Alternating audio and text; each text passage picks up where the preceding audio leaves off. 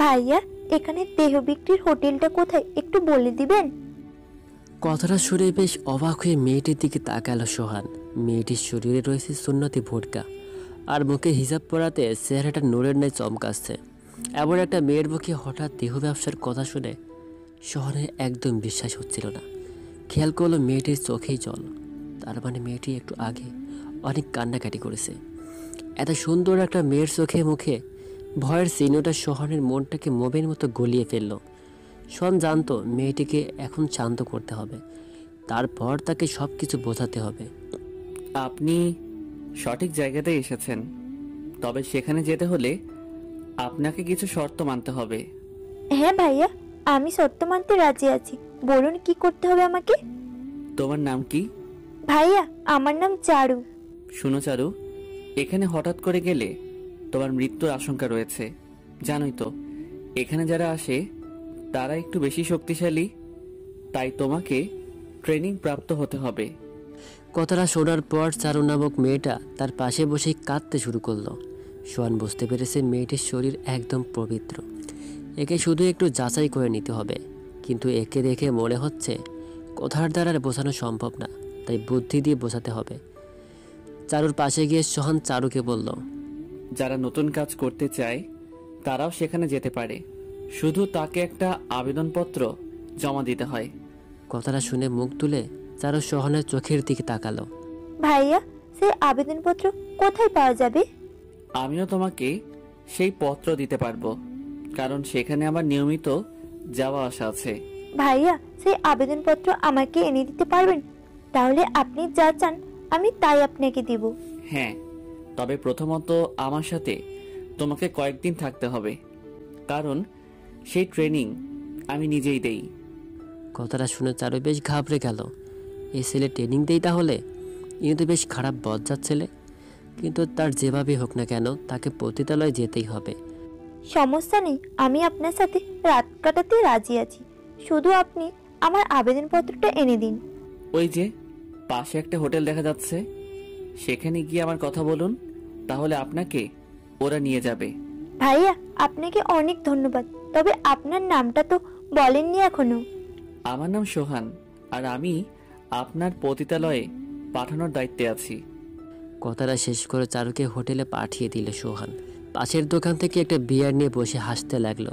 তার জীবনে সে এই প্রথম কোনো মেয়েকে দেহ বিক্রির জন্য এত উত্তেজিত দেখছে।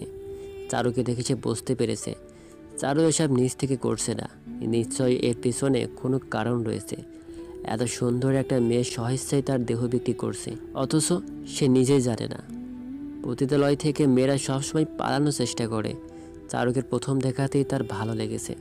এখন তার একটাই উদ্দেশ্য, সেটি হলো চারুর মুখ থেকে পুরো ঘটনাটা শোনা। এদিকে চারু হোটেলে ঢুকছে আর ভাবছে পরে পুরুষের সাথে তার এটাই প্রথম মিলন শুরু। পরক্ষণেই ভাবলো, না না, সে তো আগে একজনের সাথে রাত কাটিয়েছে। হোটেলের লোকজন দেখে সে ভয় পেতে থাকলো। সোহান নামে ছেলেটি তার পাশে কিভাবে কি করবে এটা ভাবতেই চারুর বুক ধড়ফড় করে কাঁপছে। সে শুনেছে তাদের শরীরের বিনিময়ে টাকা দেওয়া হয়। তাহলে সোহান কি তাকে টাকা দিয়ে কিনে নেবে? ম্যানেজার এসে তাকে এক কোণায় বসতে বলল। চারু ভাবলো হয়তো এই হোটেলের ছেলেদের দিয়ে তার ট্রেনিং দেওয়া হবে। চলুন এদের বিষয়ে কিছু জেনে নেওয়া যাক। সোহান হলো এই শহরের সবচেয়ে ধনবান আর ক্ষমতাশালী পরিবারের ছেলে। দেখতে যেমন সুন্দর, ঠিক হাতের কাজগুলোও তেমনি। শহর থেকে কিভাবে অন্যায় কাজ বন্ধ করা যায় এটাই তার সব সময়ের ভাবনা। তবে সে বাজে ছেলেপেলের কাছে মাস্তান, আর ভালোদের কাছে তার মতো ভালো পোলা একটা খুঁজে পাওয়া যাবে না। দোকান থেকে সোহান কয়েকটা কলা আর বিস্কুট কিনে পাশের ফুটপাতে গিয়ে একটা অসহায়ের পাশে খাবারগুলো রেখে হোটেলের দিকে রওনা দিল। তার চোখে কারো কষ্ট একদম সহ্য হয় না। ওদিকে হোটেলের এক কোণে চারু চুপচাপ বসে রয়েছে। তার চারপাশে কয়েকটা বাজে ছেলেরা তার প্রতি উকি দিচ্ছে, যার কারণে ভয়ে সে শেষ প্রান্তে বসে রয়েছে। তার একটাই চিন্তা, তার সাথে খারাপ আচরণ করার যেন সেটা ভিডিও না করা হয়। সোহানকে তো দেখতে বেশ ভদ্র ছেলের মতোই দেখাচ্ছিল, কিন্তু সে যে মেয়েদের পতিতালয়ে পাঠানোর ট্রেনিং দেয় এটা চারুর জানা ছিল না। সোহান হোটেলে ঢুকতেই হোটেল থেকে সব ছেলেরা ভয় পেয়ে বের হয়ে আসলো। সোহান চারুর সামনে 2 কাপ কফি রেখে পাশের চেয়ারে বসতেই চারু কিছুটা ভয়ে আটকে উঠল। রোহান ভাইয়া, তাহলে আমাকে এখন কি করতে হবে? চারু, আমি একটু আগেই বসের সাথে কথা বলেছি। সে বলল সুন্দরী মেয়েরা নাকি টাকা বেশি পেলেই সেই ছেলের সাথে পালিয়ে যায়। তাই সুন্দরী মেয়ে নিতে হলে সবকিছু খুলে তাদেরকে বোঝাতে হবে। কিন্তু ভাইয়া, এত মানুষের সামনে কিভাবে জামা কাপড় খুলবো? কি? জামা কাপড় খুলতে যাবেন কেন? আপনি তো নিজেই বললেন তাদের সবকিছু খুলে দেখাতে হবে। চারুর কথা শুনে সোহান কিছুক্ষণ চারুর দিকে তাকিয়ে থাকার পর খুব জোরে হাসতে শুরু করলো। পাশ থেকে জলের বোতলটা তার দিকে এগিয়ে দিল। চারু জলটুকু মুখে দিতেই চারু সোহানের কথায় থমকে দাঁড়ালো। হঠাৎ এমন একটা প্রশ্ন ছুটে তার ভিতরটা কেমন যেন একটা অস্থিরতার কাজ করছিল। তেমন কিছু না, আমার এটা পছন্দ হয় তাই। তোমার পছন্দ হলে তো হবে না। আচ্ছা, এটা বলো, তুমি কয়জনের সাথে রাত কাটিয়েছ? অনেকের সাথে। কতজন তোমাকে টাকার বিনিময়ে ভোগ করেছে? শত শত লোক। তোমার সাথে কি কখনো একসাথে একাধিক কেউ মিলন করেছে? এবারে কথাটা শুনে চারু আর কান্নাটা ধরে রাখতে পারলো না। চুপি চুপি কান্নাটা তার বেরিয়ে গেল। ভাবতেও পারেনি তাকে এভাবে এতটা নিচু হতে হবে। নিজের চোখ দুটো মুছে নিজেকে ঠিক করে নিল চারু। দেখুন, আপনি আমাকে এভাবে অপমান করতে পারেন না। আমি যার সাথে থাকি না কেন তাতে আপনার কি? তাহলে মিথ্যা বলছেন কেন? সত্যিটা বলুন। আপনার কাজ আমাকে ট্রেনিং দেয়া, এর বেশি কিছু কেন জানতে চাইবেন? এটা আমাকে জানতেই হবে। আমি কখনো কাউকে বিনা কারণে তার পবিত্রতা নষ্ট করাতে পারি না। আমি ট্রেনিং নিতে রাজি, তবুও কিছু বলতে পারবো না। সোহান হতাশ হয়ে অন্যদিকে মুখ ফিরিয়ে নিল। এত কিছু বলার পরেও কেন মেয়েটি তার মিথ্যা কথাগুলো স্বীকার করছিল না? এবার তাকে একটু বেশি খারাপ হতে হবে। চারু, ধরো তোমাকে আমি কারো সাথে পাঠালাম, তখন হঠাৎ তার সাথে যাবার পর তোমার কিছু হয়ে গেল, তখন আমার কি হবে? কথাটা শুনে চারু কিছু বলছে না। তাকে আর কত অপমান সহ্য করতে হবে? এই ছেলেটা তাকে কেন এত প্রশ্ন করছে? চেয়ার থেকে উঠে গিয়ে একটা নীরব গাছের নিচে চলে গেল।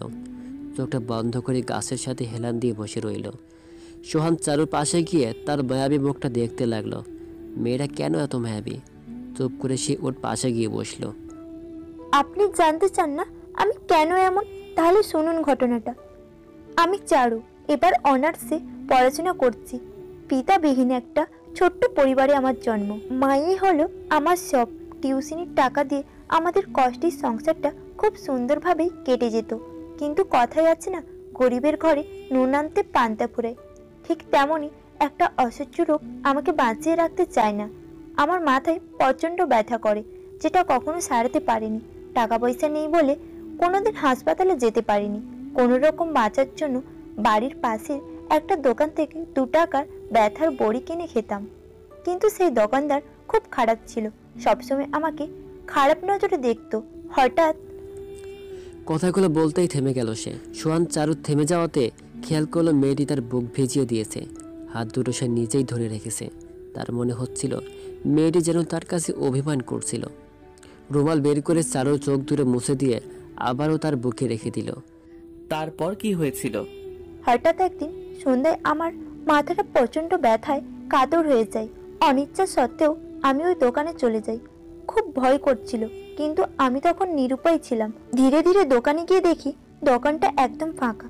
দোকানদার আমাকে দেখে চোখ বড় বড় করে তাকাচ্ছিল, কিন্তু পরক্ষণেই বলল তার কাছে নাকি ওষুধ নেই। আমার তখন মাথায় কাজ করছিল না। আমি তখন যে কোনো ব্যথা কমানোর ওষুধ চাইতেই সে বলল একটা ওষুধ আছে। আমি চাইতেই সে গ্লাসে মিশিয়ে দিল, কিন্তু সেটি খাবার পর হঠাৎ করে আমি মাটিতে পড়ে বেহুশ হয়ে গেলাম। সোহান চারুর কথাগুলো শোনার পাশাপাশি তার চুলগুলো ঠিক করে রাখছিল। সে চারুর শরীরের কাঁপুনিটা টের পাচ্ছিল। এই শীতেও চারুর শরীর প্রচণ্ড ঝড়ের আভাস পাচ্ছিল। ফোলা ফোলা লাল চোখ দুটোর দিকে তাকিয়ে আবারও সে চারুর কথায় মনোযোগ দিল। বেহুশ হবার পর আমি বুঝতে পারিনি কি হয়েছিল আমার সাথে। আমি যখন ঘুম থেকে উঠলাম তখন নিজেকে আবিষ্কার করলাম একটা ঘরে, কিন্তু পরক্ষণে নিজের দিকে তাকিয়ে নিজেকে বিশ্বাস করতে পারছিলাম না। নিজের শরীর শুধু একটা চাদর দিয়ে ঢাকা ছিল। তখন নিজেকে শেষ করার অনেক চেষ্টা করেছি, কিন্তু পারিনি। যখন নিজের ইজ্জতটুকুই রাখতে পারলাম না, তখন আর ভালো সেজে কি লাভ? চারুর মুখ দিয়ে আর কিছু বেরোলো না। এদিকে শেষ কথাগুলো শুনে সোহান নিজের চোখের কোণার পানিটুকু মুছে নিল। সে বোঝে না কী করে মানুষ এত খারাপ হতে পারে, একটা মেয়েকে কিভাবে ভোগের পাত্র বানিয়ে দেয়। চারুর ব্যথাগুলো সে বুঝতে পেরেছে। কিছুক্ষণ দুজনেই চুপ করে রইল। চারুকে বুক থেকে সরিয়ে দাঁড়িয়ে পড়ল। তার মনে হলো চারুর এখনই একটা মানুষের ভালোবাসার প্রয়োজন, তবে চারুকে তার আসল পরিচয় বুঝতে দেওয়া যাবে না। চারু, তুমি অবশ্যই পারবে, শুধু তুমি নিজের উপর বিশ্বাস রাখো। আচ্ছা ভাইয়া, তাহলে কি আমাকে নেবেন? হ্যাঁ, তুমি এখন আমার সাথে একটু ঘুরে আসবা। কোথায় যাব? তোমাকে কিছু পরিবেশের মেয়েদের দেখাবো, তারপর তোমাকে আমার বাসায় নিয়ে যাব। কিন্তু কোনো কিন্তু না। তবে এখানে এভাবে একলা একলা ঘুরবে না, তাহলে বিপদ হতে পারে। এই নাও, আমার হাতে হাত রাখো। হাতটা ধরবে কিনা কতটা ভাবতে চারুর মনে পড়ে গেল, তাকে সবাই ছুতে পারবে, তাহলে হাতটি ধরলে কি এমন হবে। কাঁপা কাঁপা হাত দুটো অনিচ্ছা সত্ত্বেও সোহানের হাতে রেখে সামনে এগোতে শুরু করলো। হাত দুটো সোহান চেপে ধরতেই চারু কেমন যেন একটা শিহরণ অনুভব করলো। সোহানের চোখ দুটো তার মনে একটা আশার আলো খুঁজে নিয়েছে। পথে হাঁটছে, অথচ তাদের দুজনেরই মনে হচ্ছে না তারা এভাবে একসাথে অপরিচিত হয়েও চলছে। চারুর হাতের আঙুলগুলো সোহান ইচ্ছে করেই তার আঙুলের মাঝে ঢুকিয়ে দিল। মুচকি হাসি দেশে চারুর দিকে তাকাতেই চারু লজ্জায় মাথা নিচু করে নিল। দুজনেই খুশি মনে সামনে এগোতেই রইল। সোহান একটু দুষ্টামি করে চারুর হাতগুলো বারবার একবার এদিক আবার ওদিক করছে। কিছুক্ষণ হাঁটার পর চারুর কথাই সোহান বাস্তবে ফিরে আসে। ভাইয়া দেখুন, ওইখানে কি হচ্ছে? কি হচ্ছে? দেখুন, মেয়েটার চারপাশে দাঁড়িয়ে ছেলেরা ডিস্টার্ব করছে। ওরা তো মেয়েটার ওড়নাটা... কতগুলো ছেলে মিলে একটা মেয়েকে ঘিরে মেয়েটাকে উত্ত্যক্ত করছে, আর মেয়েটার ওড়না কেড়ে নিয়েছে। সোহান চারুর কথা শুনে পাশে তাকাতেই দেখে মেয়েটার অবস্থা বেহাল। দেখেই বোঝা যাচ্ছে মেয়েটা গরিব ঘরের। এখন সে চারুর সামনে কিছু করতেও পারবে না, কারণ চারুর কাছে সে একটা খারাপ ছেলে হিসেবে পরিচিত। কিছু করলে তার উপর চারু সন্দেহ করবে। এই মেয়েটা ঠিক তোমার মতোই, নতুন, তাই সহজে মানিয়ে নিতে পারছে না। তাহলে রুমে নিয়ে যাক, রাস্তায় এভাবে কষ্ট দেওয়াটা ঠিক না। টাকার কাছে সবাই হার মেনে নেয়। এই মেয়েটাই দেখবা দুদিন পর ছেলেদের সাথে হেসে হেসে কথা বলছে। চারু সোহানের কথাগুলো সহজেই বিশ্বাস করে নিল। ওদিকে সোহান ইশারায় ছেলেগুলোকে হাত নাড়াতে সবাই ভয়ে পালিয়ে গেল। কিন্তু যে যত ভালো হোক না কেন, তার ভিতরেও একটা নেশা কাজ করে। সোহানের ফিলিংসটা চারুর প্রতি ধীরে ধীরে বাড়তে রইল। আশেপাশে সব কিছু ঘুরিয়ে এনে চারুকে তার বাসায় নিয়ে আসলো। সে তার নিজের বাসাতে থাকে না, তাই ভাড়া নেওয়া তার রুমে চলে এলো। চারু খেয়াল করলো তার ফ্ল্যাটে অনেক মেয়েরা দাঁড়িয়ে আছে। সে আর বলতে লাগলো, আপনার ফ্ল্যাটে এত মেয়ে কেন? সবাই তোমার মতোই ট্রেনিং নিচ্ছে। ওদেরকে দেখলে আমার সেটা মনে হয় না। এরা বেশ ভদ্র ঘরের মেয়ে মনে হচ্ছে। হ্যাঁ, তুমি ঠিক বলেছ চারু, এরা উঁচু বংশের মেয়ে। এখানে এসে ওরা আমাকে টাকা দিয়ে ওদের জন্য একটা করে বেছে নিয়ে ফুর্তি করে। চারু শুধু অবাক হয়ে সবাইকে দেখছিল। সে খেয়াল করলো সেখানে অনেক বিবাহিতারাও রয়েছে, তবে তার কাছে ফ্ল্যাট দেখে বিশ্বাস হচ্ছে না এমন একটা বিল্ডিংয়ে আদান প্রদানে কাজ করে। সোহান সোজা চারুকে নিয়ে একটু ভিতরে গিয়ে বেশ সুন্দর একটা রুমে চলে গেল। রুমটা অনেক সুন্দর জিনিসে সাজানো, যেটা চারুর জীবনে কখনো দেখেনি। চারুর চারদিকে এমন অবাকের মতো তাকিয়ে থাকতে দেখে সোহানের কেমন যেন লাগছিল। এত মেয়েকে ভালো করেছে, কিন্তু কখনো কোনো মেয়েকে খারাপ উদ্দেশ্য স্পর্শ করেনি। চুপি চুপি চারুর পিছনে গিয়ে দাঁড়িয়ে পড়ল। পিছন থেকে চারুর কোমরটা আলতো করে দুহাত দিয়ে টেনে তার বুকে টেনে নিল। হঠাৎ সোহানের এমন আচরণ দেখে চারু বেশ ভীত হয়ে গেল। রুমে আনতে না আনতে শুরু করে দিয়েছে। ইচ্ছে থাকা সত্ত্বেও ইচ্ছার বিরুদ্ধে সে নিজেকে মানিয়ে রাখল। তাকে ভীত হলে চলবে না, তাকে খারাপ মেয়ে হতেই হবে। কিন্তু সোহানের স্পর্শটা তাকে কেমন যেন শিহরিত করছিল। হাতটা যখনই নাভির কাছে নিয়ে চারুর কোমরটা পুরোপুরি চেপে ধরে মুখটা গলার কাছে নিয়ে গেল। চারু আর তাকে নিয়ন্ত্রণ করতে পারছিল না। তার ভিতরে একটা জোরালো নিঃশ্বাস বইতে শুরু করলো। চোখটা নিমিষে বন্ধ করে সোহানের পরম ছোঁয়াগুলো অনুভব করতে থাকলো। সোহান নিজেকে একদম দমিয়ে রাখতে পারছিল না। ছিঁড়িয়ে দিতে চাইছে, কিন্তু তার হাত পাগুলো চারুকে ছাড়তেই চাইছে না। চারুকে এক টেনে সে ঘুরিয়ে তার বুকে টেনে নিল। চুলগুলো দ্রুত ঘুরতেই সোহানের চোখ মুখ ঢেকে গেল। চারুর চোখের দিকে তাকিয়ে সে আর থাকতেই পারছিল না। এত সুন্দর একটা চেহারা কিভাবে তৈরি হয়েছে। চারুর মুখে টোল পড়েছে। মুখটা চারুর ঠিক ঠোঁটের 1 ইঞ্চি দূরে রেখে চারুর নাকের নিচে তিলটা দেখছিল। হাতটা মুখে লাগাতে না চাইতেও হঠাৎ মুখটা শক্ত করে চেপে ধরে আলতো করে চারুর ঠোঁটটা চেপে ধরল। হঠাৎ কিছু একটা টানে এক ঝটকায় সে চারুকে ধাক্কা দিয়ে সরিয়ে দিল। সোহান স্পষ্ট টের পেয়েছে কিস করাতে চারু ভয়ে কাঁপছিল। যে মেয়ে তাকে এতটা বিশ্বাস করেছে আর এখন তাকেই ব্যবহার করা হচ্ছে। নিজের মাথায় হাত দিয়ে চিন্তার ভিতরে পড়ে গেল। কিন্তু চারু কি ভাবলো, এভাবে ধাক্কা দেওয়াতে সে কি বুঝলো? ভাবাটা শেষ না হতেই তার মনে হলো কেউ একজন আবারও তার ঠোঁটটা চেপে ধরেছে। চোখটা খুলতেই পারছিল না, তবুও চোখটা খুলে চারু চোখের দিকে তাকালো। এমন একটা পরিস্থিতিতে সোহান নিজেই ভয় পেয়ে গেল। সে চারুর চোখে স্পষ্ট জল দেখতে পেয়েছে। হঠাৎ করে চারু কি হয়ে গেল? নাকি চারু তাকে সত্যিই তার দেহটা ব্যবহার করতে দিবে? চারুর থেকে নিজেকে ছাড়িয়ে নিল। চারুর চোখে জলটা তার চোখটায় জল এনে দিল। সে রুমে আর থাকতে পারল না। নিজেকে খুব নিচু মনে হতে লাগলো চারুর কাছে। রুম থেকে বের হওয়ার সময় না তাকিয়ে বলল, তোমার ভিতর প্রচুর উত্তেজনা আছে, তবে এভাবে এত মায়াবীভাবে তাকানো যাবে না। আর চোখে জল আনলে কিন্তু তোমাকে ট্রেনিংয়ে রাখা যাবে না। সোহান কথাটা বলে উত্তরের আশায় দাঁড়িয়ে রইল, কিন্তু কোনো উত্তর না পেয়ে চলে যেতেই ভাইয়া একটু দাঁড়ান। কথাটা শোনা মাত্র সোহান দাঁড়িয়ে গেল। সে জানতো না এমন কী রয়েছে চারুর ভিতর, তবে চারুর কোনো কথাই তার কাছে পৌঁছাতে সময় লাগে না। সে দাঁড়িয়ে থাকতে চারু মুখটা নিচু করে পকেট থেকে খুচরা 600 টাকা তার হাতে রেখে দিল। টাকাটা হাতে পেয়ে সে চারুর চোখের দিকে তাকালো। চারুর চোখ থেকে ফোঁটা ফোঁটা জল বেরোচ্ছে। হঠাৎ করে চারুর এমন আচরণে সে বেশ অবাক হয়ে পড়ল। চারু, আমাকে টাকা দিচ্ছ কেন? চারুর কোনো জবাব না পেয়ে সে বুঝতে পারল না চারু তাকে কী বোঝাতে চাচ্ছে।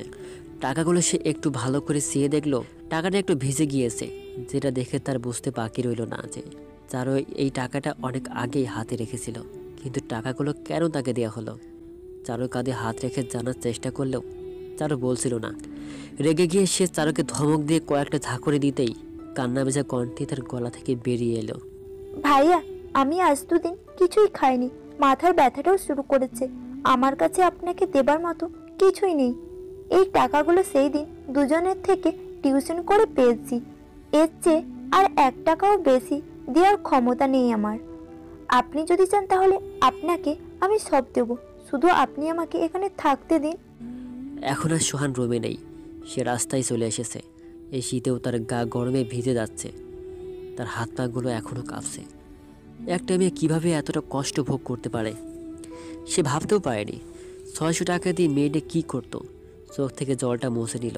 সোহানের সে দৃশ্যটা একদম ভাবতে ইচ্ছে করছিল না। যখন টাকাগুলো দিয়ে চারু তার পা দুটি ঝাপটে ধরে কাঁদতে থাকলো, তাহলে কি এরা গরিব বলে সবসময় এদের কি হেনস্থা হতে হবে? এদের কি কোনো অধিকার নেই? দুদিন না খেয়ে মেয়েটি কিভাবে রইল? নিজের মনকে সোহান ঘৃণা করতে লাগলো। যে মেয়েটি দুদিন ধরে অসুস্থ, আর তার প্রতি সে কিভাবে কুনজর দিতে পারল? রাস্তা দিয়ে হাঁটছে আর চারুর মায়াবী মুখটা বারবার তার চোখের সামনে বাঁধছে।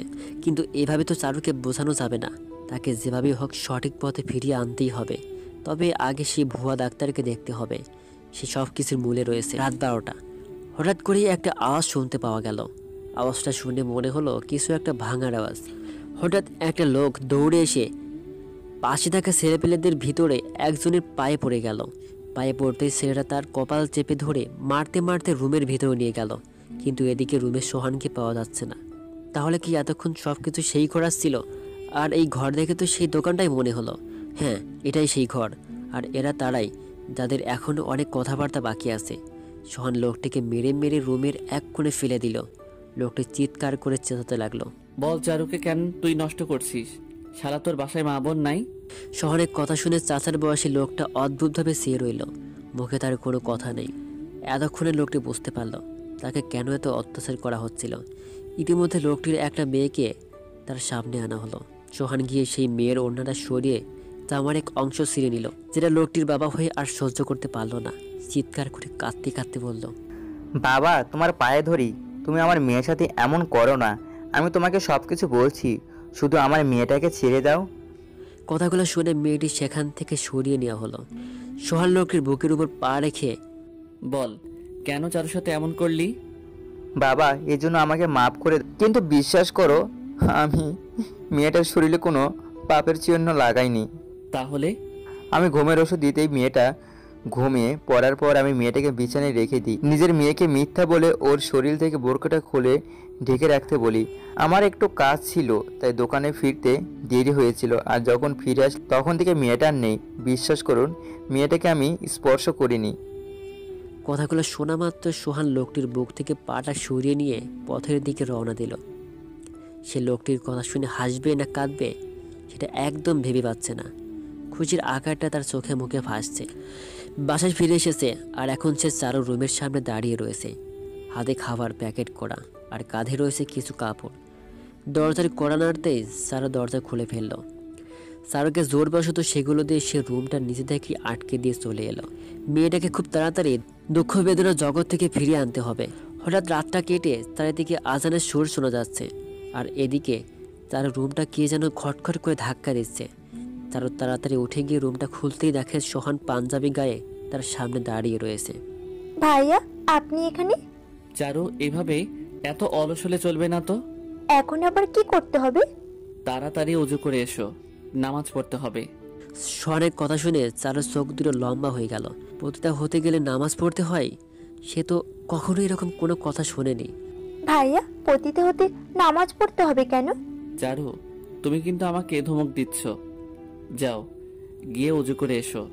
কিন্তু আমাকে তো জানতে হবে এইসবের ভিতরে আবার নামাজ আসলো কোথা থেকে। আমি তো দেখেছি পতিতারা খুব খারাপ হয়। চারু, যখন তুমি ভালো কাজ করবে তখন তোমাকে কেউ সন্দেহ করবে না, আর যারা শুধু খারাপ কাজ করে তাদেরকে পুলিশে ধরে নিয়ে যায়। সোহানের কথাটা চারু বিশ্বাস করে নিল। সে তো নিজেই কত এরকম পুলিশ কেস দেখেছে। যাক বাবা, তাহলে এখন থেকে নামাজ পড়লে আমাকে কেউ সন্দেহ করবে না। ভাইয়া তো হেভি বুদ্ধি। কিন্তু কি ব্যাপার, তুমি এখনো দাঁড়িয়ে কেন চারু? কথাটা শুনে চারু মাথা চুলকাতে চুলকাতে রুম থেকে বের হয়ে আসলো। চারু যেতেই সোহান চুপি চুপি হাসতে হাসতে সেখান থেকে চলে যেতে যেতে বলতে লাগলো, পাগল একটা মেয়ে। চারু অজুখানায় গিয়ে দেখে ফ্লাইটে সবাই সেখানে উপস্থিত। সে ভাবলো হয়তো এখানে সবাইকে এই নিয়ম মানতে হবে। চুপি চুপি একটা মেয়ের কাছে গিয়ে বসে। আচ্ছা আপু, তাহলে এসব সত্যি মানতে হয়? এই মেয়ে, কি সব বলছো? চারু বুঝতে পারলো না মেয়েটি এমন কেন বলল। অদূ সেরে সে নামাজ শেষ করে বেলকনিতে গিয়ে দাঁড়ালো। কখনো সে এমন স্বাধীনভাবে ফ্ল্যাটে রাত কাটায়নি। বেলকনি থেকে ঠান্ডা হাওয়া লাগতেই তার চুলগুলো দুলতে শুরু করলো। সকাল হতেই আবার চারু সোহানের সামনে হাজির। ভাইয়া, আমাকে ডেকেছেন? হ্যাঁ, নামাজ পড়েছো? জি। কোরআন পড়তে পারো? জি না। কাল থেকে নামাজের পরে পাশের রুমে কোরআন শিখতে যাবে। কি? এত অবাক হওয়ার কিছু নেই। যদি তোমাকে পুলিশ কোনো হোটেল থেকে আটক করে তখন তুমি কোরআন পড়লে ওরা তোমাকে ছেড়ে দিবে। ও, এই কথা? সকালে কিছু খেয়েছো? না। আচ্ছা ভাইয়া, একটা কথা বলবো? হ্যাঁ, বলো। আচ্ছা ভাইয়া, আমি একটু আগে একটা মেয়েকে এই ব্যাপারে জিজ্ঞাসা করতে সে আমাকে ছাড় দিল কেন? কি কি কি- কি তো তো- তো- তুমি তুমি কাকে এই কথাটা বলেছো? এই পাশের রুমের আপুটাকে। চারু, এখন থেকে আর এসব করবে না। ধরো, তার কথা যদি সবাই জেনে যায় তাহলে সে লজ্জা পাবে না? তাহলে সে কি কখনো শিকার যাবে নাকি? হ্যাঁ ভাইয়া, ঠিক বলেছেন। তো চারু সাহেব, এখন থেকে কিভাবে চলতে হবে? এখন থেকে কারোর সাথে এইরকমই কথা বলা যাবে না। এই তো ভালো মেয়ে। এখন যাও আর গিয়ে রেডি হয়ে নাও, তোমাকে নিয়ে বেরোতে হবে। কোথায় যাবেন? তোমাকে নিয়ে একটু হসপিটালে যেতে হবে। বোঝো না, মেয়েদেরকে একটু ডাক্তার দেখানো উচিত। চারু আর কোনো কথা না বলে রুম থেকে চলে গেল। চারুর পাগলের মতো মাথাটা দেখে সোহান আর হাসি ধরে রাখতে পারল না। এ কেমন মেয়ে রে বাবা, এত বড় হয়েছে তবু ভিতরে বাচ্চাদের মতো বোকায় রয়ে গিয়েছে। হসপিটালটা খুব কাছে, তাই সোহান চারুকে নিয়ে হেঁটে রওনা দিল। তাকে একটা বিষয় জানতে হবে যেটা চারুর জীবন মরণের সাথে জড়িয়ে আছে। পথে হাঁটার সময় চারু সোহানকে ডিস্টার্ব করার চেষ্টা করতে চাইল, কিন্তু কোনো মতেই পেরে উঠছে না। তাই চারু সোহানকে বলে ফেললো, ভাইয়া, একটা কথা বলবো? হ্যাঁ, বলো। আচ্ছা ভাইয়া, কলকাতাটা তো প্রতিদিন কতজনের সাথে রাত কাটায়, তাহলে ওদের কেন বাচ্চা হয় না? চারুর এই কথাটা শুনে সোহানের মাথাটা বনবন করে উঠল। চারুর দিকে সে হাবলার মতো তাকিয়ে রইল। এখন সে চারুকে কি জবাব দেবে? এই মেয়েকে কে বোঝাবে? বাবা এসব ভাবতে নেই। চারু আসলে ওদেরকে এমন একটা মেডিসিন দেওয়া হয় যেটার মাধ্যমে ওদের বাচ্চা হবার কোনো সম্ভাবনা থাকে না। ও এই ব্যাপার, তাহলে আমাকে তো এমন কোনো চিকিৎসা দেওয়া হয়নি ভাইয়া। এই জন্যই তোমাকে হসপিটালে নিয়ে যাওয়া হচ্ছে। ও ও আচ্ছা, আর একটা প্রশ্ন। চারু, একটু চুপ থাকতে পারো না? সেই কখন থেকে বলেই যাচ্ছ, একটু রাস্তাঘাট দেখে চললে হতো না? সোহানের কথায় চারু চুপ করে রইল। চারু ভাবতে লাগলো, তাহলে আজকে হসপিটালে আমাকে চিকিৎসা দেওয়া হবে। উফ, খারাপ কোথাও দেখি অনেক ঝামেলার ব্যাপার। ওদিকে সোহান চারুকে নিয়ে হসপিটালে পৌঁছে গিয়েছে। ডাক্তারি কেবিনে ঢুকতেই, কি ব্যাপার সোহান সাহেব, হঠাৎ করে চলে এলেন? হ্যাঁ বন্ধু, একটা জরুরি কাজে আসতে হলো। হঠাৎ তোর এমন কি কাজ পড়লো? আর তোর সাথে মেয়েটিকে? সোহান আর কিচ্ছু বলল না। চুপি চুপি ইশারায় ডাক্তার শাকিলকে ইশারায় কি যেন বোঝাতেই শাকিল কিছুটা চিন্তিত হয়ে চেয়ার থেকে উঠে পড়লেন। কোনো কথা না বলে সে চারুকে নিয়ে বাইরে চলে গেল। চারু, তোমার অপারেশনের সময় হয়ে এসেছে, যাও, উনি তোমাকে অপারেশন থিয়েটারে নিয়ে যাবে। কথাটা শোনার পর চারু ভয়ে ভয়ে ডাক্তারের পিছন পিছন যেতে লাগলো। চারুর খুব ভয় হচ্ছিল যদি তার কিচ্ছু হয়ে যায়, কিন্তু সোহান চারুর চোখে স্পষ্ট জল দেখতে পেয়েছে। সে বুঝতে পেরেছে চারুর কষ্ট হচ্ছে, তবে চারুর থেকে তার বেশি চিন্তা হচ্ছে। রিপোর্ট না দেখা পর্যন্ত তার ভিতরের ব্যাপারটা দূর হবে না। 2 ঘন্টা পেরিয়ে গিয়েছে, এখনও সোহান কেবিনে চুপচাপ বসে রয়েছে। এই শীতেও তার কপালে ঘাম জমে রয়েছে। একটু পর হঠাৎ সে কারো পায়ের আওয়াজ শুনতে পেল। সে আর বসে রইল না, দাঁড়িয়ে এসে শাকিলকে দেখেই, কি রিপোর্ট আসছে চারুর? শাকিলকে বেশ ঘর্মাক্ত দেখাচ্ছে। বেশ কিছুক্ষণ চুপ থেকে তার সামনে ফাইলটা রেখে, সোহান, তুই বাবা হতে চলেছিস? কথাটা শোনার পরে শহরের মুখ থেকে কোনো কথা বেরোলো না। ফাইলটা খুলে খুঁজতে লাগলো। তার বিশ্বাস চারু একদম ঠিক আছে। হঠাৎ করে রিপোর্টটা বের করে তাকিয়ে দেখার পর গভীরভাবে সে শাকিলের দিকে তাকাতেই দেখে শাকিল হাসছে। তোকে দেখে আমার খুব লালসা হচ্ছে। শালা, তুই বাবা হলি কেমনে? শাকিল, তুইও না? বল, আর কি কোনো সমস্যা আছে? চারুর অপারেশন নেগেটিভ, সে একদম ঠিক আছে। এমনকি তার শরীরে এক ফোঁটা আচারও লাগেনি। আহ, তুই আমাকে বাঁচালি। সোহান, আমি যেটা ভাবছি সেটা কি ঠিক? কথাটা বলতেই চারু রুমে ঢুকে গেল। চারুকে দেখা মাত্র সোহান দৌড়ে গিয়ে চারুকে জড়িয়ে ধরল। চারু কিছু ভাবার আগেই সব ঘটতেই তার শরীর কিছুটা কেঁপে উঠল। এভাবে লোকজনের ভিতরে এরকমভাবে জড়িয়ে ধরাতে চারু লজ্জায় লাল হয়ে গেল। সোহান আর সেখানে এক মুহূর্ত দাঁড়ালো না। চারুর হাতটা ধরে কেবিন থেকে বেরিয়ে গেল। শুধু পিছনে এক পলক ফিরে শাকিলের দিকে তাকিয়ে একটা হাসি দিয়ে বের হয়ে গেল। রাস্তায় দুজন হাঁটছে, কিন্তু এখনও চারুর বুক ধরপড় করছে। চুপচাপ পাশাপাশি দুজন হাঁটছে, কিন্তু কারো মুখে কোনো কথা নেই। তবে চারুর মনে একটা প্রশ্ন জাগছে। আপনি আমাকে অতগুলো লোকের ভেতর জড়িয়ে ধরলেন কেন? তুমি সঠিকভাবে অপারেশন করতে পেরেছো? তাহলে জড়িয়ে ধরবার কি প্রয়োজন? চারু, তুমি একটু বেশি বেশি কথা বলো। শোনো, এই যে তোমার আজকে অপারেশন হলো, ঠিক তেমনি আজ থেকে তুমি 2-1টা ছেলের সাথে রাত কাটাতে পারবে। চারুর কথাগুলো শুনে খুব একটা হাসি হলো না। হয়তো সে চায়নি এত তাড়াতাড়ি সোহানকে ছেড়ে যেতে, কারণ সোহানের কাছে থাকলে তার খুব ভালো লাগে। সে সোহানের কথাই কোনো উত্তর না দিয়ে চুপচাপ তার সাথে বাসায় ফিরে আসলো। এসার পর নামাজ শেষ করে চারু রুম থেকে বেরিয়ে এলো। এভাবে সারাদিন রুমে থাকতে তার একদম ভালো লাগে না। একটু আগে সোহান তাকে নামাজ পড়তে বলেছে। আচ্ছা, তাহলে কি আমাকে প্রতি ওয়াক্ত নামাজ আদায় করতে হবে? কথাগুলো ভাবতে চারু কোনো জবাব না পেয়ে ভাবলো একবার ভাইয়ের রুম থেকে একবার শুনে আসি। সে চুপি চুপি সোহানের রুমের দিকে এগোতে লাগলো। খেয়াল করলো রুমটা খোলা রয়েছে। একটু উঁকিঝুঁকি দিয়ে দেখলো ভিতরে কেউ নেই। ভিতরে গিয়ে সোহানকে না পেয়ে সে রান্নাঘরে চলে গেল। গিয়ে দেখে সোহান রান্নাঘরে বসে রয়েছে। চারু সোহানকে রান্না করতে দেখে বেশ অবাক হলো। ছেলেরাও রান্না করতে পারে? এদিকে চারুকে রান্নাঘরে আসতে দেখে, কি ব্যাপার, এত রাতে তুমি এখানে? কথাটা শুনে চারু কিছুটা ভয় পেল। হঠাৎ করে কিছু শুনলে তার বেশ ভয় লাগে। মানে কিছু না, এই একটু চারপাশটা দেখছি। ও, তাহলে ভিতরে আসো। চারু ভিতরে গিয়ে চুপি চুপি সোহানের পাশে দাঁড়ালো। এভাবে রাতের বেলায় একটা ছেলের কাছে দাঁড়াতে তার কিছু সংকোচ বোধ হলো। চারু, হ্যাঁ বলুন। রান্না করতে পারো? জি। কি কি রান্না করতে পারো? আমাদের তো নিজেদের পরিশ্রম করে খাওয়ার জোগাড় করতে হতো, তাই রান্নার জগতে সবকিছুই তৈরি করতে পারি। বাহ, তাহলে তোমাকে বউ বানালে ভালোই হবে। কি বলবেন? বলছি, আমাকে একটু সাহায্য করো। আজকে বুয়াটা ছুটিতে আছে, তাই রান্নাটা করার কেউ নেই।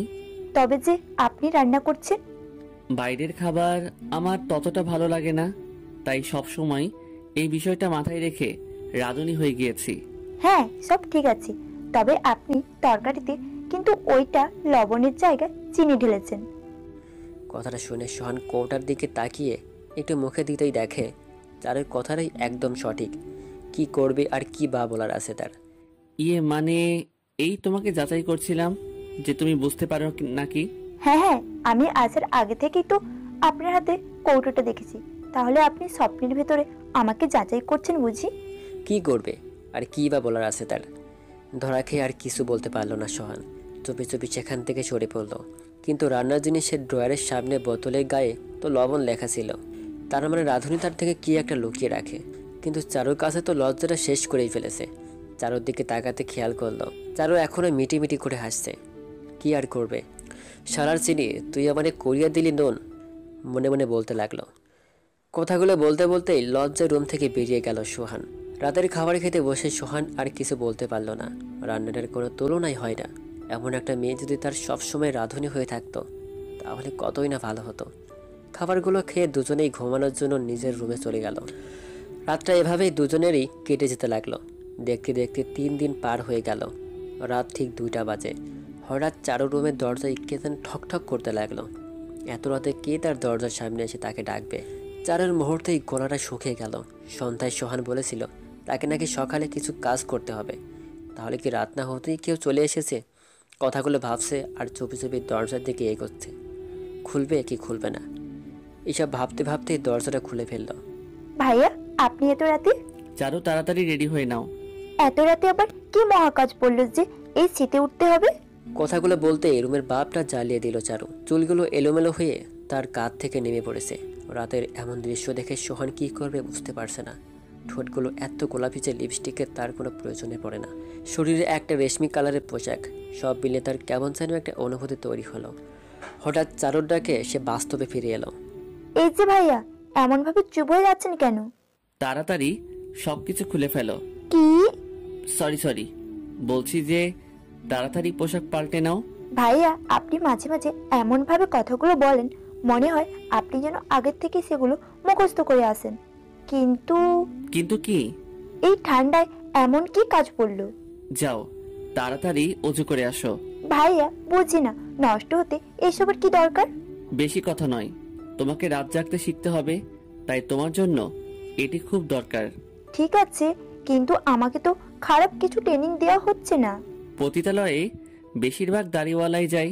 যখন তোমাকে তারা প্রশ্ন করবে তখন যাতে তুমি সহজে উত্তর দিতে পারো, সেই জন্য এই কাজটা তোমাকে করতে হবে। ও, এই জন্য ভাবি হুজুরটা এত বাটপার হয় কেন? যখন বুঝতে পেরেছো তখন আর দাঁড়িয়ে থাকার কোনো দরকার নেই। তাহলে ওই যে লোকজন বলে জামা কাপড় আর কত কিছু খুলে ফেলে, এসব বিষয়ে কখন শেখাবেন? এবারে কথাটা শুনে সোহান কিছুক্ষণ নীরবতা পালন করতে থাকলো। সে এই মেয়েটাকে কিভাবে বোঝাবে যে চারু তুমি এখনো বাচ্চা, তোমাকে দিয়ে এসব একদম হবে না।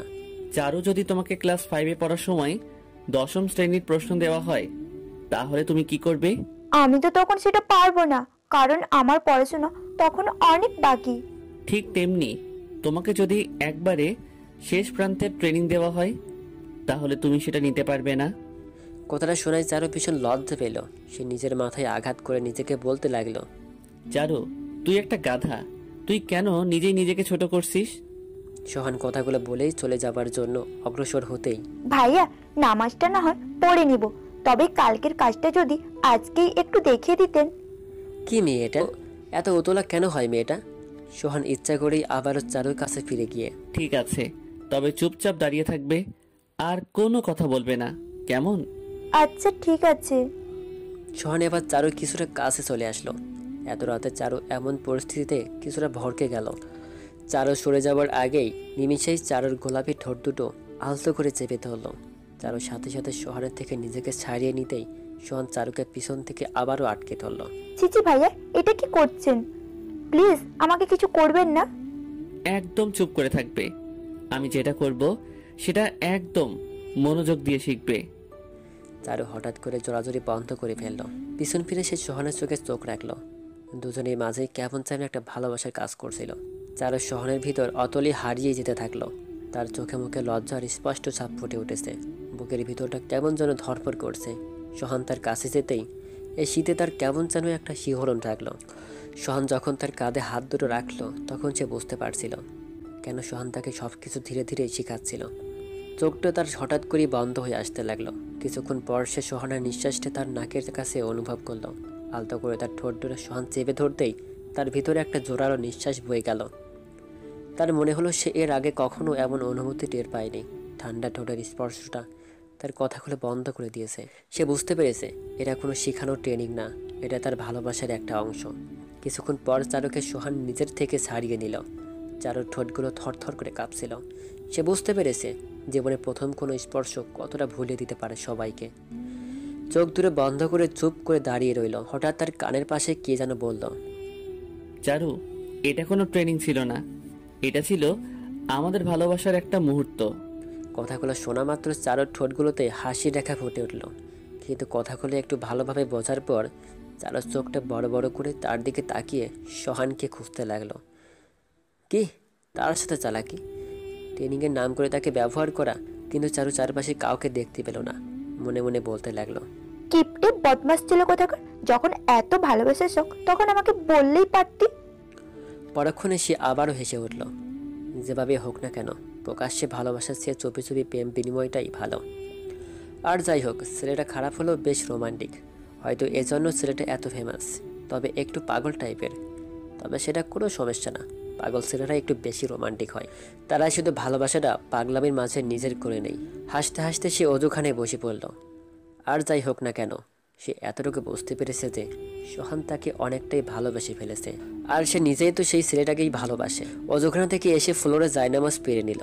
বোরখাটা পরে আয়নার সামনে থেকে জায়নামাজের দিকে অগ্রসর হতে লাগলো। তাকে আজকে এই ছেলেটার কাছে পাওয়ার জন্য এই খোদার কাছে মিনতি করতে হবে। এত রাতে আগে কখনো ওঠার অভ্যেস নেই, তাই নামাজ শেষ করে সে বিছানায় গিয়ে ঘুমিয়ে পড়ল। সকাল হতেই হঠাৎ চারুর চোখে রোদ লাগতেই তার চোখ দুটো খুলে গেল। তাকাতেই তাকে সোহান তার কাছে হাজির। এখনো ঘুমিয়ে আছো? ঘড়িতে কত বাজে সেটা দেখেছো? আপনি একটু সাড়া দিলেই উঠে যেতাম। তো বলুন এখন আমাকে কি করতে হবে? আজকে তোমাকে পতিতালয় ভ্রমণ করতে নিয়ে যাব। কি সত্যি আমাকে সেখানে নিয়ে যাওয়া হবে? হ্যাঁ, তুমি ঘুম থেকে উঠে দেখো একটা কাপড় রাখা আছে, সেটা পরে বাইরে চলে এসো। কথাটা বলে সোহান রুম থেকে বের হয়ে গেল। চারুর মন খুশিতে ভরে গেল। তার ইচ্ছাটা আজকে পূরণ হতে যাচ্ছে। টেবিলের উপর তাকিয়ে দেখে তার জন্য একটা পোশাক রাখা আছে। প্যাকেট থেকে পোশাক বের করে বুঝতেই পারছে না এটা কিভাবে পরিধান করে। পাশে খেয়াল করে দেখলো তার জন্য সোহান ব্যবস্থা করে রেখেছে। পোশাকটা পরে আয়নার সামনে যেতে সে নিজের মুখ নিজেই ঢেকে নিল। এটা কি? তার শরীরের প্রায় অংশই দেখা যাচ্ছে। নিজেকে তার খুব খারাপ লাগছিল, কিন্তু সোহান পড়তে বলেছে বিধায় সে সেটাই পরে বাইরে বের হয়ে এলো। চুপি চুপি চারু গাড়ির ভিতরে বসে নিজেকে আড়াল করার চেষ্টা করছে। সোহান চারুর এমন কাণ্ড দেখে মুচকি মুচকি হাসি দিচ্ছে। সোহান জানে চারু একবার সেখানে যাবার পর আর ভুলেও এরকম পরিকল্পনা করবে না। তবে চারুকে দেখতে বেশ হয়েছে, কিন্তু চারুর দিকে তাকাতেই পারছে না। চুপচাপ হাসিটা থামিয়ে রেখে গাড়িটা নিয়ে রওনা দিল। পতিতালয়ের গেটে সোহান গাড়িটা থামাতেই চারপাশের ছেলেপেলেগুলো কিছু একটা আজ করতে পেরেই চুপচাপ এক কোনায় গিয়ে দাঁড়িয়ে রইল। গাড়ি থেকে সোহান নামতে খেয়াল করলো চারপাশটা একদম ফাঁকা। সে পিছনে তাকালে দেখে তার পিছনে 15টা গাড়ি দাঁড়ানো। সোহান একটা হাসি দিয়ে চুপচাপ ভিতরে চলে গেল। চারু গাড়ি থেকে নামছে আর চারপাশটা বারবার দেখছে। মনে মনে বলতে লাগলো, ছি কি বিচ্ছিরি পোশাক, ওড়নাটাও নেই, কোমর আর হাঁটু এভাবে বের হয়ে থাকলে লোকজন তাকে দেখে কি ভাববে? গেটের ভিতরে যেতেই চারু চোখ দুটো বড় হয়ে গেল। কিসব হচ্ছে এখানে? যে যেখানে পারছে সেখানে কিসব আজে বাজে কাজ করছে। পাশের রুম থেকে আওয়াজ আসতেই চারুর এক চিৎকার দিয়ে দৌড়ে দূরে চলে গেল। চারদিকের মেয়েদের গায়ে তার থেকে বিশ্রী পোশাক। কেউ কেউ আবার নিজেই ছেলেদেরকে ধরে নিয়ে যাচ্ছে। হঠাৎ তার এক পাশে নজর যেতে কিছুটা এগিয়ে গিয়ে রুমে একটু উকি দিতেই এক ঝটকায় মাটিতে পড়ে গেল। এখানে কি করা হচ্ছে মেয়েদের সাথে? চারুর পাশের মেয়েটাকে হঠাৎ করে কয়েকটা ছেলে এসে উঁচু করে নিয়ে চলে গেল। মেয়েটা অনেক চেষ্টা করেও নিজেকে বাঁচাতে পারলো না। তার মনে একটা প্রশ্ন জাগলো। তার পাশ থেকে মেয়েটাকে নিয়ে গেল, কিন্তু তাকে কেন কেউ কিছু বললো না। কথাটা ভাবতেই হঠাৎ তার বুকের দিকে খেয়াল করতে দেখে একটা কার্ড লাগানো। তার একটু ভালো করে লক্ষ্য করে দেখে সেখানে একটা পুলিশ লাইন্সের কার্ড লাগানো। চারদিকে এমন অবস্থা দেখে চারপাশে তার কাছে আধারের মতো লাগছিল। পাশের একটা গেট থেকে দেখে একটা উলঙ্গ মেয়েকে ধরে আবার নিয়ে যাওয়া হচ্ছে। চারু বুঝতে বাকি রইল না মেয়েটাকে এখানে পাচার করা হয়েছে। এক দৌড়ে চারু বাইরে বেরিয়ে গাড়িতে উঠে পড়ল। গাড়িটা আর সেখানে এক মুহূর্ত দাঁড়ালো না, সোজা বাসার সামনে থেমে গেল। গাড়ি থেকে চারু নেমে দৌড়ে রুমে চলে গেল। সোহান বুঝতে পেরেছে চারু সবটুকুই বুঝে নিয়েছে। সে জানতো চারুকে পুরো বোঝানোর দরকার নেই, সেজন্য চারুকে শুধু পতিতালয়ের কেনাবেচার জায়গাটাই দেখিয়েছে, আসল ভোগের জায়গাটা তাকে দেখায়নি। রাতে দুজনেই ছাদে বসে রয়েছে, পাশাপাশি বসে দুজনেই কফি হাতে নিয়ে তাদের চাদরটা দেখছে। পাশ থেকে কেউ একজন বলে উঠল, ভাইয়া আজকালও মেয়েরা এত নির্যাতিত? এটাই সমাজের সবচেয়ে বড় সমস্যা, যেটার বিরুদ্ধে রুখে দাঁড়ানোর জন্য কোনো পদক্ষেপ নেওয়া হয় না। ভাইয়া একটা কথা বলবো? হ্যাঁ বলো। আপনি এই পেশায় কতদিন আছেন? প্রায় 10 বছর। আপনি তো অনেক মেয়েকে সেখানে পাঠান, কখনো কার প্রতি আপনার মায়া লাগেনি? কথাটা শুনে সোহান কিছুক্ষণ নীরব রইল। একটা মেয়ে যদি তার নিজের জীবন নিজে থেকে বিপদের দিকে ঠেলে দেয়, তখন আমার কিছু করার থাকে না। যদি কেউ কখনো আমাকে বলতো, ভাইয়া আমি এসব পথে যাব না, তাহলে তাকে তখনই ছেড়ে দিতাম। কিন্তু জানি না এসব মেয়েরা কখনো সে পথ থেকে আর ফিরে আসতে চায় না। ভাইয়া এটার জন্য কি শুধু আমাদেরকেই দায়ী করলে ঠিক হবে? চারু, তোমাকে একটা প্রশ্ন করব। হ্যাঁ করেন। যখন তুমি আমার দেওয়া পোশাক পরে বের হয়েছিলে, তখন লোকজনের তোমার প্রতি কেমন আকর্ষণ হয়েছিল? আমি যখন চারপাশটা দেখছিলাম সবাই আমাকে বারবার দেখছিল। মেয়েদের একটাই সমস্যা, যেটা তারা তাদের পোশাকের মধ্যে প্রচার করে বেড়ায়।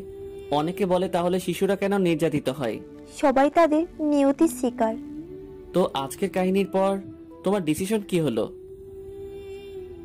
কথাটা শুনে সোহান কিছুটা গম্ভীর হয়ে গেল। তার ভিতর কি চলছে সেটা সে নিজেও বুঝতে পারছে না। মেয়েটাকে সে তার কথাটা বোঝাতে পারছে না। সোহান চারুর পাশে গিয়ে চারুর হাতটা ধরে। চারু, আকাশের ওই চাঁদটা দেখছো? জি। এই চাঁদকে আমরা রাতের সবচেয়ে সৌন্দর্য ভাবি, কিন্তু এই চাঁদের সুন্দর প্রতিভাটা কোথা থেকে আসে? সেটা আসে সূর্য আছে সেটার জন্য। আর ঠিক তেমনি একটা মানুষের জন্য দরকার আরেকটা হাত, যেটা তাকে বাঁচতে শেখাবে আর তার হাত দুটো সব সময় ধরে রাখবে। কথাগুলো চারুর ভিতরে শিহরিত হতে শুরু করলো। চারুর চোখে চোখ রেখে দাঁড়িয়ে পড়লো সোহান। সে চারুর চোখে কিছু একটা লক্ষ্য করলো। হয়তো আজ দুজনেরই কিছু একটা ফিল হচ্ছে। চারু হাত দুটো উঁচু করে, এই হাত দুটো দেখছো? এটা তুমি তোমার ইচ্ছাতে সব দিকে নিতে পারবে। ঠিক তেমনি সেখানে যাওয়াটা তোমার উপর নির্ভর করবে। শুধু একটু বুদ্ধি দিয়ে ভেবে দেখো। কথাটা বলেই পাশ থেকে সোহান হেঁটে হেঁটে চলে গেল। কথাগুলো চারুর কানে বাজতে লাগলো। সে কিভাবে বোঝাবে, সোহান আমি শুধু তোমাকেই চাই। রাতের ঠান্ডা হাওয়াটা তার শরীরে রাখছে, শরীরটা তার বারবার কাঁপুনি দিয়ে উঠছে। হাত দুটো গুটিয়ে এসে রুমে গিয়ে বালিশে মাথা রাখলো। আজকে তাকে আর বসে থাকলে হবে না। এই কদিনে সে সোহানকে যে ভালোবেসে ফেলেছে, তার ভালোবাসার কথাগুলো কালকে তাকে জানাতেই হবে। রাতটা গভীর হয়ে এসেছে। চারু ভাবতে ভাবতে ঘুমিয়ে পড়েছে, আর সোহান চুপটি করে সোফায় ঘুমিয়ে পড়েছে। রাতের এই সময়গুলো তার সোফাতেই কাটাতে ভালো লাগে। সকাল হতে চারু ঘুম থেকে উঠে পড়ল। চুপি চুপি ফ্রেশ হয়ে এসে চারপাশে উকি দিয়ে সে সোহানকে খুঁজতে লাগলো, কিন্তু তাকে যে পাওয়া যাচ্ছে না। তাই চুপি চুপি চারু সোহানের রুমে গিয়ে উকি দিল। রুমের ভিতর তাকিয়ে দেখলো কেউ নেই। সে চুপি চুপি রুমের ভিতর প্রবেশ করলো। রুমে যেতেই সে বেশ অবাক হলো। বাহ, রুমটা তো বেশ সুন্দর। চারপাশ ঘুরে ঘুরে দেখতে দেখতে হঠাৎ তার টেবিলের উপর নজর পড়ল। টেবিলের উপর রাখা আছে বিভিন্ন ধরনের বই আর বিভিন্ন গুরুত্বপূর্ণ কিছু কাগজ। তারও সেখান থেকে একটা কাগজ উঠাতে খেয়াল করলো সেটা তার নামে রেজিস্টার আছে। কথাটা ভাবতে খেয়াল হলো সেদিনের সেই অপারেশনের কথা। কাগজটা খুলে সে বেশ অবাক হলো। কাগজে তো অন্য কিছু দেখেছে। তাহলে সোহান যে বলল তাকে একটা মেডিসিন দেওয়া হবে। কাগজটা ভালো করে পড়ে সে বিশ্বাস করতে পারছিল না এই রিপোর্টটা সত্য। তাহলে সোহান আগে থেকেই জানতো সে একদম ঠিকঠাক আছে। পাশ থেকে একটা আওয়াজ পেতেই সে দৌড়ে রুম থেকে বের হয়ে গেল। বেলকনিতে দাঁড়িয়ে সে খুশিতে হাসতে লাগলো। সে যে কতটা খুশি ছিল সেটা কাউকে বোঝাতে পারছে না। এখন তার নিজেকে বলতে ইচ্ছে করছিল, চারু তুই পারবি, আজকে তোকে কথাটা বলতেই হবে। রুমে এসে সুন্দর করে একটা চিঠি লিখলো। সে এখন বুঝতে পারছে সোহান কেন তাকে কখনো একলা ছাড়েনি। চিঠিটা হাতে নিয়ে বাইরে যেতেই দেখে সোহান দাঁড়িয়ে রয়েছে। সে এক দৌড়ে গিয়ে সোহানের বুকে ঝাঁপিয়ে পড়ল। আরে আরে চারু, তুমি এসব কি করছো? আমার জড়িয়ে ধরতে ইচ্ছে করেছে তাই ধরেছি। আপনি একদম চুপচাপ দাঁড়িয়ে থাকুন। কিন্তু এইভাবে ঝাঁপিয়ে পড়ার কারণটা তো বলবে। এর আগে আপনিও আমাকে অনেকবার জড়িয়ে ধরেছিলেন, তখন আমি কিছু বলিনি। তাই এখন আপনি চুপচাপ দাঁড়িয়ে থাকুন। সোহান চুপ করে দাঁড়িয়ে একটু রোমান্টিকভাবে চারুর কোমরে আলতো করে শুয়ে দিল। চারুকে দেখলে শুধু তার এই একটাই দুষ্টমি মাথায় ভর করে। চারু একটু নড়ে উঠল। সে বুঝতে পারছে এটা সোহান ইচ্ছা করে তার সাথে একটু মজা করছে। বেয়াদব ছেলেটা একটুও ফিলিংস বোঝে না, সবসময় শুধু তার সাথে দুষ্টামি করে। এই শুনছেন? হ্যাঁ বলো। কোমর থেকে একটু হাতটা সরানো যাবে? মানে? চারু সোহানকে এক ধাক্কায় সরিয়ে দিয়ে লজ্জায় মুখটা লুকিয়ে নিল। একটা কথা বলার আছে। একটু একটু ফিলিংস হচ্ছে। যাই হোক চারু, তুমি কিছু একটা বলতে চাইছিলে? হ্যাঁ, আচ্ছা, আমি যে আপনাকে ছেড়ে যাচ্ছি, এতে আপনার কষ্ট হবে না? চারু, মুখ থেকে কখনো এমন কথা বের করবা না। তুমি কখনো আমার থেকে যাবেই না। কেন? আমি তো তোমার সাথেই সব সময় থাকবো। ভাইয়া, আপনাকে একটা কথা বলার আছে। হ্যাঁ বলো। চারু পিছন থেকে যেই সিডিটা বের করতে যাবে ঠিক তখনই সোহানের ফোন বেজে উঠল। সোহান ফোন হাতে নিয়ে খেয়াল করলো বাসা থেকে বাবা ফোন করেছে। চারু চোখটা বন্ধ করে সিডিটা সোহানের সামনে রাখতেই সে ফোনটা কানে নিয়ে পিছন ফিরে একটা দূরে চলে গেল। অনেকক্ষণ হতে চারু কোনো সারা শব্দ না পেয়ে চোখ খুলে তাকিয়ে দেখে সোহান তার পাশে নেই। খেয়াল করলো একটু দূরে সোহান কার সাথে যেন কথা বলছে। চারুর মনটা ভীষণ খারাপ হয়ে গেল। সিডিটা তার আর দেওয়া হবে না দেখে সিডিটা লুকিয়ে নিল। বেশ অভিমানের দৃষ্টিতে সে সোহানের দিকে তাকিয়ে রইল। কিছুক্ষণ পর সোহান কথা শেষ করে খেয়াল করলো চারু তার দিকে অন্যরকম ভাবে তাকিয়ে রয়েছে। চারুর পাশে এসে, কিছু মনে করো না, বাসা থেকে বাবা ফোন করেছিল। কি জন্য? সব সময় বাসার বাইরে থাকি, সেজন্য বাবা আমার বিয়ের জন্য মেয়ে দেখতে চাইছে। বাহ, তাহলে তো আপনাকে শুভেচ্ছা জানাতেই হচ্ছে। চারু, তুমি কিছু একটা বলতে চেয়েছিলে? কই না তো। মিথ্যা বলবে না। যেটা বলতে এসেছিলাম সেটা এখন মনে নেই, পরে মনে পড়লে তখন জানাবো। চারু, তুমিও না, একদম বোকা একটা মেয়ে। হ্যাঁ, পাগল ছেলে, বোকা পাগলি। পাগল বললে মনে হলো। আরে বললাম যে খাবার সময় হয়ে গেছে, চলুন, আপনার খাবারটা তো বেড়ে দিতে হবে তো। সোহান চারুর কথাই বোকা হয়ে সেখান থেকে চলে গেল। চারু চুপচুপি হাসছে। ছেলেটা বুদ্ধিমান হলেও একশের পাগল, একটা কথাও একটু ভালো করে শোনে না। চারু মনে মনে ভাবছে সোহানকে তার বাবা বিয়ের চাপ দিচ্ছে, তাহলে সোহান অবশ্যই একটু চাপে থাকবে। এই সুযোগেই আবেশ সোহানকে আমার করে নিব। যেভাবেই হোক সোহানকে আমার মনের কথা জানাতেই হবে, কারণ আমি জানি ছেলেটা মেয়েদের থেকেও লজ্জায় বেশি পাই। তাই সে বুড়া হয়ে গেলেও আমাকে তার ভালোবাসার কথাটা বলবে না। অনেকক্ষণ ধরে হোটেলে একা একা বসে রয়েছে। সেদিকে কখন সোহান তাকে এখানে বসিয়ে রেখে গিয়েছে। চারপাশের সবাই তার দিকে তাকাচ্ছে। তার খুব ভয় করছে। এখানে সোহান তাকে এনেছে কারোর সাথে দেখা করার জন্য। পানির বোতল হাতে নিতেই খেয়াল করলো সোহান তার পাশে বসলো। ওই, আপনি তো বেশ অদ্ভুত, আমাকে একা রেখে কোথায় চলে গেছিলেন? চারু, আমি দুঃখিত, কিন্তু একটা কাজের জন্য বাইরে গিয়েছিলাম। এভাবে হবে না, মাপ চান।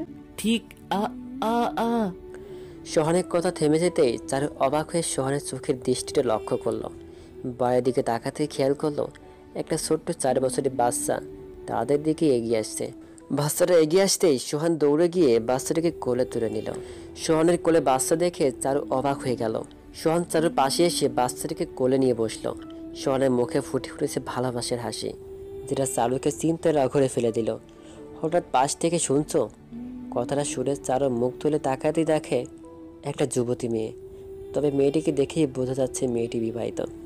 চারুর আর বুঝতে বাকি রইল না এদের কাহিনীটা। নিজের অজান্তেই তার চোখ দিয়ে জল বেরিয়ে এলো। সোহান তার সাথে প্রতারণা করেছে, সে তাকে মিথ্যা বলেছে, নিজের চোখে জলটা লুকিয়ে নিল। চারু, তোমাকে ওদের জন্যই বসিয়ে রেখেছিলাম। এই যে, এটি হলো আমার ছোট্ট খোকা, আর ও হলো ঋতু। ঋতু হাতটা বাড়াতেই চারুর বুকটা ধক করে উঠল নিজের ভালোবাসার অন্যের কাছে। এটা ভাবতেই হাত দুটো কাঁপতে লাগলো। পরিচিত হওয়ার পর খেয়াল করলো সোহান শুধু ঋতুর সাথেই কথা বলে যাচ্ছে। একটা আহাকার তার ভিতর কাজ করতে শুরু করলো। কান্নাটা আর তার পক্ষে চেপে রাখা সম্ভব হচ্ছিল না। সোহানকে একটু ওয়াশরুমে যাওয়ার কথা বলে হোটেল থেকে বেরিয়ে এলো। চুপ করে একটা ফাঁকা জায়গা দিয়ে সে হাঁটছে। টপ টপ করে তার চোখ থেকে জল পড়ছে। নিজেকে তার খুব অসহায় মনে হচ্ছিল। গরিব বলে সোহান তার সাথে এতটা নোংরামি করতে পারলো। একটা মেয়েকে বিয়ে করে আর একটা মেয়ের দিকে লালসের হাত বাড়িয়ে দিল। রাস্তার লোকজন হয়তো তাকে পাগল ভাবছে, কিন্তু চারু ঠিক করে নিয়েছে আর সে এখানে থাকবে না।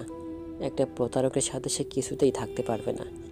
কান্না করতে করতে সে নিজের বাড়িতে ফিরে যাবার জন্য রওনা দিতে আরম্ভ করলো। ভিডিওটি শুরু করার আগে বলতে চাই, তোমরা যারা আমার ভয়েসকে ভালোবাসো তারা এই মুহূর্তে আমাদের ফিলিংস চ্যানেলটি অবশ্যই সাবস্ক্রাইব করে রাখবে।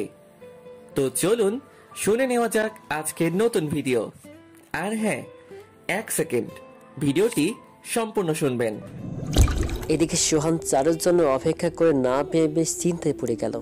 সে চারুর ভিতরে কিছু একটা আন্দাজ করতে পেরেছে। চারু রুমে ঢুকে তার সব কিছু গুছিয়ে নিল।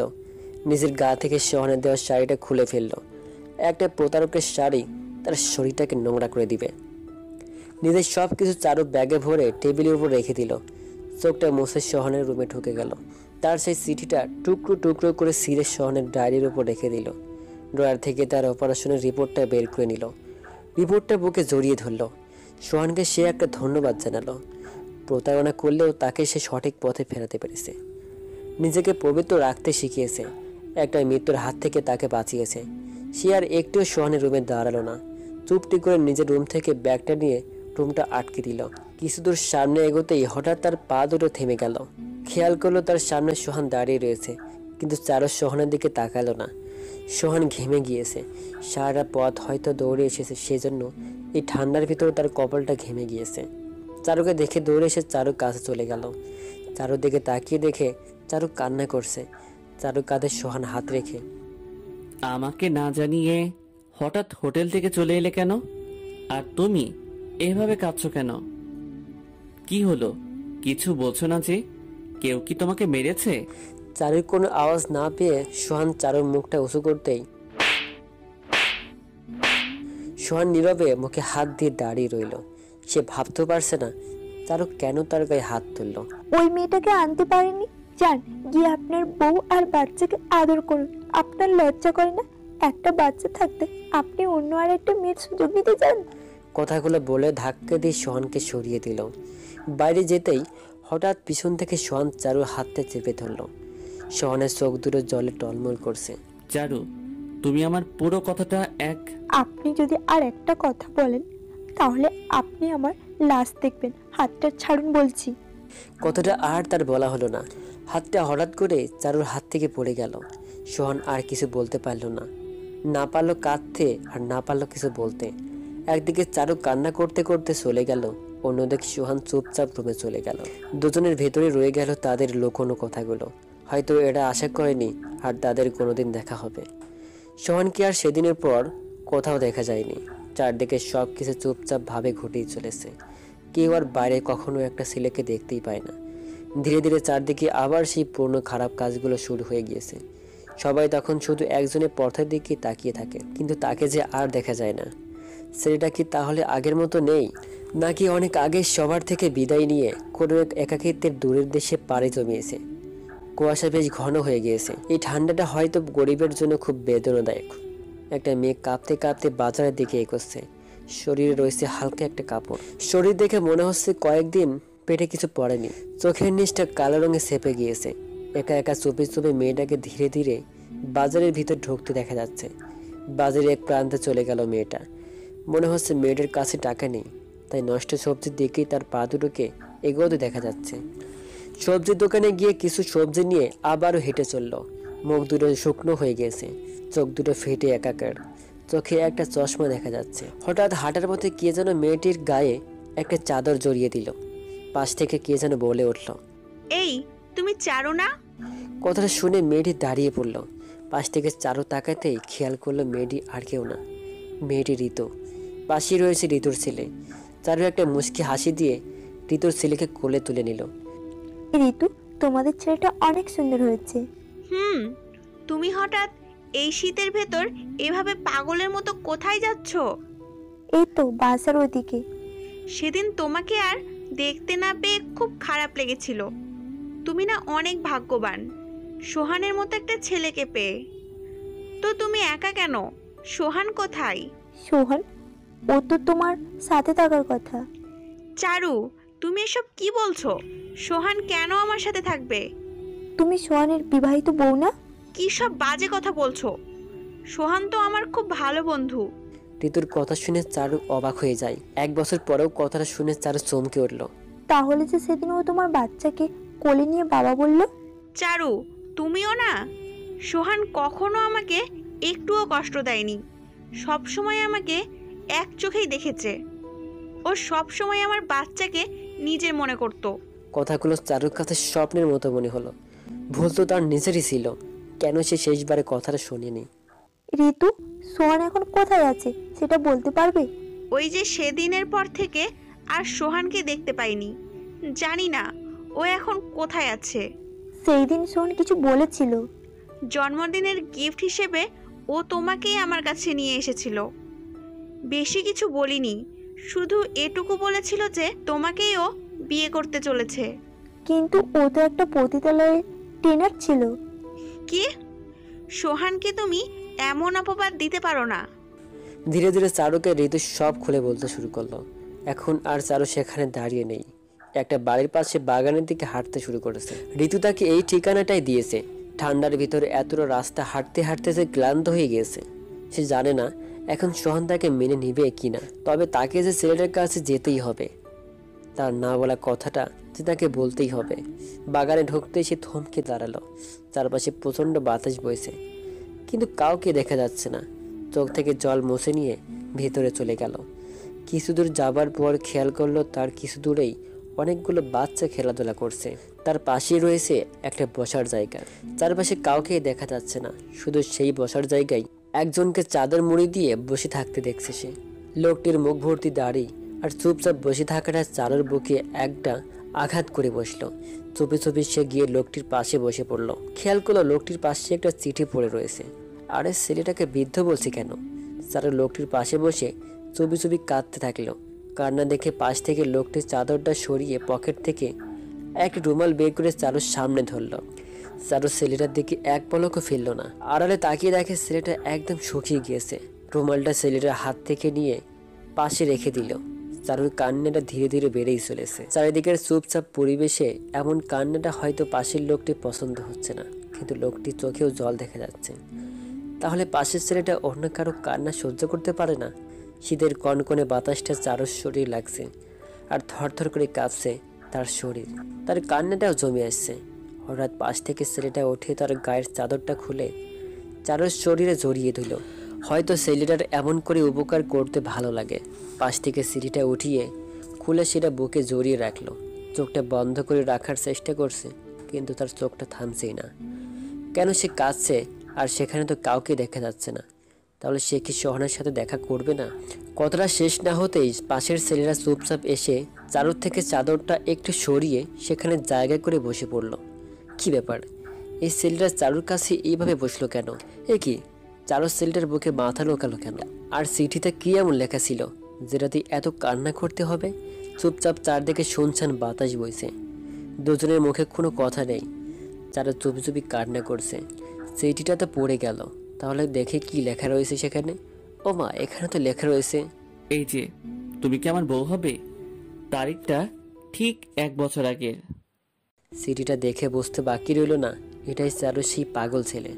হঠাৎ চারদিকের বাতাসটা আমাকে ধাক্কা দিয়ে সরিয়ে দিল। হয়তো আর ওদের ভালোবাসার অধিকার আমাকে আর দিবে না। তবে থাক না এরা এদের মতো। যদি চারু কান্না করে তার ভালোবাসার নিজের করতে পারে, তাহলে কান্না করুক। তবে এটুকু তো বুঝতেই পেরেছি ছেলেটি সোহান ছিল। হয়তো এদের ভালোবাসাটা নীরবে প্রকাশ পাবে। চারদিক থেকে এলোমেলো সুরগুলো আর কিছু শুনতে দিল না। পাশ থেকে একটা আওয়াজ শুনতে পেলাম।